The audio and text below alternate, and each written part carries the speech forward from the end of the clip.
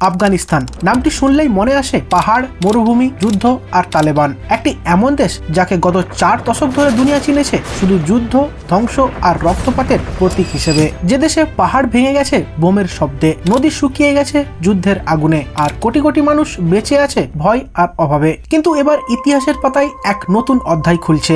2025 সালের দুনিয়ায় সেই আফগানিস্তান এক এমন পদক্ষেপ নিয়েছে যা পুরো মধ্য এশিয়ার মানচিত্রই বদলে দিতে পারে। হ্যাঁ, ঠিকই শুনেছেন, আফগানিস্তান তৈরি করছে একটা কৃত্রিম নদী যার নাম কোস তেপা ক্যানেল। আর এই নদী যদি সম্পূর্ণ হয় তাহলে আফগানিস্তানের ভবিষ্যৎই পাল্টে যাবে। শুনতে অবিশ্বাস্য লাগলেও এই নদী কেবল পানি আনছে না, এটা আনছে এক নতুন রাজনৈতিক ঝড়। ইরান, পাকিস্তান, রাশিয়া, চীন সবাই আজ উদ্বিগ্ন এই নদীটিকে ঘিরে, কারণ এই নদী শুধু আফগানিস্তানের উন্নয়নের প্রতীক নয়, এটা হতে পারে ভবিষ্যতের এক ভয়ঙ্কর যুদ্ধের সূত্র। From the banks of the Amu Darya, a nation takes its first step toward rebirth. The Kosh Tepa Canal, water, power and This is Afghanistan's moment. Afghanistan মধ্য এশিয়ার ঠিক কেন্দ্রস্থলে অবস্থিত একটি ভূমিবেষ্টিত দেশ। এখানে কোনো সাগর নেই, কিন্তু আছে পাহাড়, হিমবাহ আর তুষার গলানো নদী। বিশেষজ্ঞদের মতে আফগানিস্তানে মোট পানি সম্পদ প্রায় 75 বিলিয়ন ঘনমিটার, কিন্তু দেশটি ব্যবহার করে তার মাত্র 30%, কারণ গত 4 দশক ধরে তারা যুদ্ধ বিধ্বস্ত। যখনই কোনো সরকার বড় জল প্রকল্প শুরু করতে চেয়েছে তখনই দেশ ভেসে গেছে আগুনে, রাজনীতি আর বোমার ধোঁয়ায়। অন্যদিকে 1970-এর দশকে এই অঞ্চলের প্রায় 80%ই শুষ্ক ও মরুভূমিতে পরিণত হয়। কৃষি অর্থনীতি পুরোপুরি নির্ভর করে পানির ওপর, যেখানে গ্রামীণ এলাকায় প্রায় 70% মানুষ কৃষির সঙ্গে যুক্ত। সেখানে খরা, পানির সংকট আর মাটির অনুর্বরতা তাদের জীবনের সবচেয়ে বড় অভিশাপ। তারা চেয়েছিল উত্তরাঞ্চলের বিশাল মরুভূমিকে সবুজে পরিণত করা, আর সেই স্বপ্ন থেকেই জন্ম নেয় কোস টেপা খালের ধারণা। তবে ইতিহাসের পাতায় আফগানিস্তান তখন রাজনৈতিকভাবে এক অশান্ত সময় পার করছিল। রাষ্ট্র বিপ্লব, সোভিয়েত আক্রমণ আর গৃহযুদ্ধের আগুনে সেই স্বপ্নের বাস্তবায়ন থেমে যায়, শুধুমাত্র রয়ে যায় কাগজে কলমে। ব্রিটিশরা 3 বার আফগানিস্তান আক্রমণ করেছিল, কিন্তু প্রতিবারই তারা ব্যর্থ হয়েছে। তবে 1979 সালে যখন সোভিয়েত ইউনিয়ন আফগানিস্তান আক্রমণ করে তখন দেশটি এক নতুন অন্ধকারে প্রবেশ করে। 10 বছরের সেই যুদ্ধ ধ্বংস করে দেয় আফগানিস্তানের অবকাঠামো, অর্থনীতি, শিক্ষা সবকিছুই। 1979 সালে সোভিয়েত সেনারা দেশ ছাড়লেও আফগানিস্তান তাতে শান্তি পায়নি, বরং দেশটি ধীরে ধীরে ডুবে যায় এক ভয়ঙ্কর গৃহযুদ্ধে। বিভিন্ন যুদ্ধবাজ গোষ্ঠীর মধ্যে শুরু হয় এক ক্ষমতার লড়াই, আর সেই বিশৃঙ্খলার ভেতরেই জন্ম নেয় তালেবান। তালেবান শব্দের সর্বাধিক অর্থ ছাত্ররা, যারা মূলত পাকিস্তানের মাদ্রাসাগুলো থেকে উঠে এসেছিল। 1994 সালে আফগানিস্তানের দক্ষিণে কান্দাহার অঞ্চলে তারা প্রথম সংগঠিত হয়। তাদের লক্ষ্য ছিল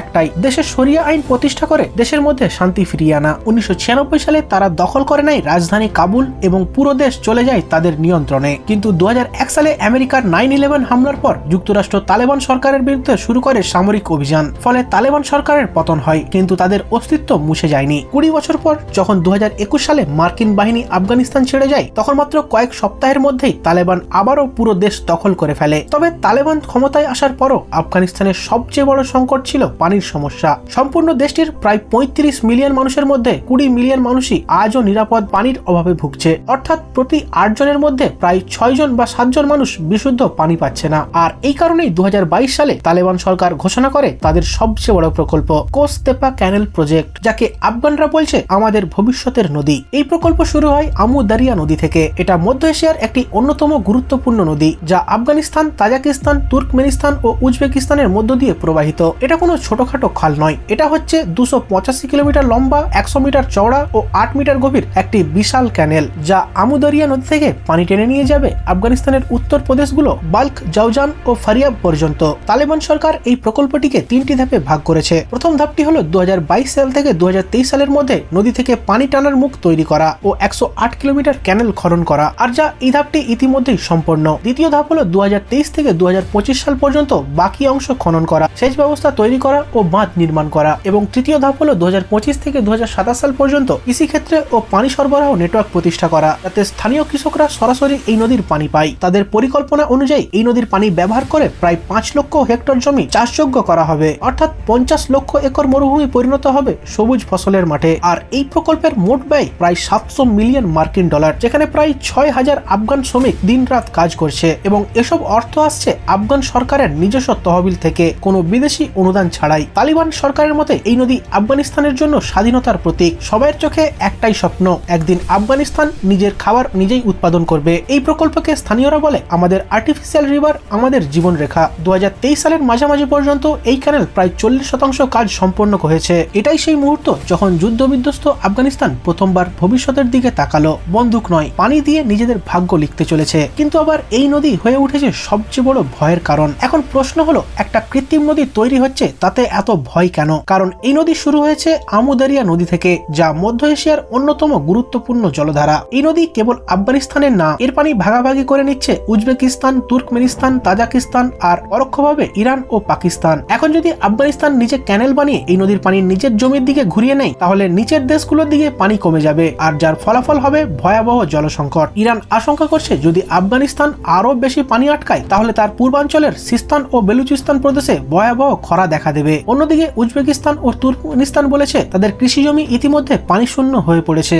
আর এই সবেরই জবাবে তালিবান বলেছে এই পানি আমাদের মাটি থেকে আসে, আমরা চাইলেই সেটিকে নিজেদের জনগণের জন্য ব্যবহার করব, কেউ আমাদের থামাতে পারবে না। এই এক বিবৃতি পুরো অঞ্চলের ভূ রাজনীতি বদলে দিয়েছে। বাইরের দুনিয়ার জন্য এই প্রকল্প উদ্বেগের, কিন্তু আফগানিস্তানের ভেতরে এটি আশার প্রতীক। একটা দেশ যে 20 বছর ধরে বিদেশি অনুদানে বেঁচে আছে, যে দেশের 90% জনগণ দারিদ্র সীমার নিচে, তারা আবার বলছে আমরা আমাদের ভবিষ্যৎ নিজের হাতেই লিখব। এই ক্যানেলের মাধ্যমে শুধু কৃষি নয়, পুরো আফগান অর্থনীতি ঘুরে দাঁড়াতে পারে। বিশেষজ্ঞদের মতে এই প্রকল্প সফল হলে আফগানিস্তানের খাদ্য উৎপাদন দ্বিগুণ হতে পারে এবং 20 লক্ষেরও বেশি নতুন কর্মসংস্থান তৈরি হতে পারে। গ্রামীণ অঞ্চলে মানুষ আবার জমি পাবে, চাষবাস শুরু করবে, আর শহরে কমবে খাদ্য আমদানির চাপ। এই প্রকল্প আফগানিস্তানকে নতুন এক পরিচয় দিয়েছে। যে দেশ একদিন শুধু বোমা বানিয়েছিল, তারা আজ বানাচ্ছে নদী। কিন্তু প্রতিটি গল্পের মতো এই গল্পেও এক অন্ধকার অধ্যায় রয়েছে। পরিবেশ বিশেষজ্ঞরা বলেছেন আমু দারিয়া নদীর পানি যদি একপক্ষিকভাবে টেনে নেওয়া হয়, তাহলে পুরো মধ্য এশিয়ার ইকোসিস্টেম বিপর্যস্ত হবে। এই নদী একসময় গিয়ে মিশত এরেল সিতে,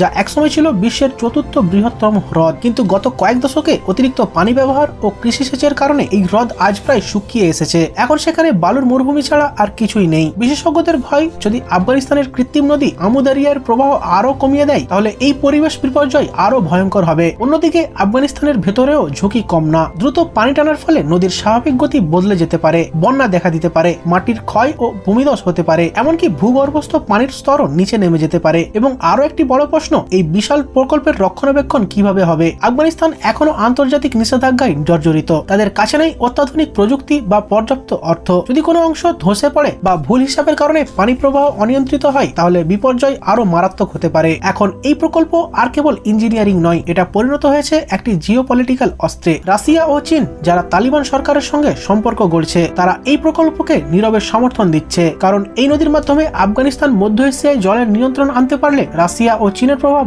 আরো দৃঢ় হবে। অন্যদিকে ইরান ও পাকিস্তানও ভয় পাচ্ছে, যদি আফগানিস্তান পানির প্রবাহ নিজের হাতে রাখে, তাহলে তাদের কৃষি ও বিদ্যুৎ উৎপাদন ক্ষতিগ্রস্ত হবে। এমনকি কিছু বিশেষজ্ঞ বলেন, যেভাবে আফগানিস্তান পানি নিয়ন্ত্রণ নিচ্ছে, তা ভবিষ্যতে দক্ষিণ এশিয়ার একটি নতুন ওয়াটার ওয়ারের সূচনা হতে পারে। বিশ্ব বিশ্লেষকদের মতে আজ যেভাবে তেলকে কেন্দ্র করে বিশ্ব রাজনীতি ঘরে, আগামী 20 বছরে সেই জায়গা নেবে পানি। আজ থেকে 20 বছর আগে আফগানিস্তানকে বলা হতো ধ্বংসের দেশ, কিন্তু আজ তারা সেই ধ্বংসস্তূপের মধ্যেই খুঁজে পেয়েছে এক নতুন আশা। তালিবান সরকার প্রথমবারের মতো গুলি বা যুদ্ধ নয়, পানিকে অস্ত্র বানিয়েছে। এই কৃত্রিম নদী আফগানিস্তানকে দিতে পারে খাদ্যের স্বনির্ভরতা, কৃষিতে উন্নতি আর এক নতুন জাতীয় আত্মবিশ্বাস। কিন্তু একই সঙ্গে এটা হয়তো নতুন এক জলযুদ্ধের সূচনা করবে, যেখানে সীমান্তের ওপারে থাকা প্রতিটি দেশ নিজের পানির জন্য লড়বে। তাহলে প্রশ্ন থেকেই যায়, এই নদী কি আফগানিস্তানের ভবিষ্যৎ রক্ষা করবে, নাকি পুরো মধ্য এশিয়াকেই ঠেলে দেবে এক ভয়াবহ সংঘর্ষের দিকে? আপনার মতে এই কৃত্রিম নদী কি আফগানিস্তানের উন্নতির প্রতীক, নাকি ভবিষ্যতের এক বিপর্যয়? অবশ্যই কমেন্টে জানান। আর এই ভিডিওটি যদি আপনার ভালো লাগে, তাহলে অবশ্যই ভিডিওটিকে লাইক করে আপনার বন্ধু বান্ধব বা ফ্যামিলি মেম্বারদের সঙ্গে শেয়ার করে দিন। আর এই ধরনের আরো ইন্টারেস্টিং ও ইনফরমেটিভ ভিডিও পেতে অবশ্যই চ্যানেলটিকে সাবস্ক্রাইব করতে ভুলবেন না। দেখা হচ্ছে আবার একটি নতুন ভিডিওতে।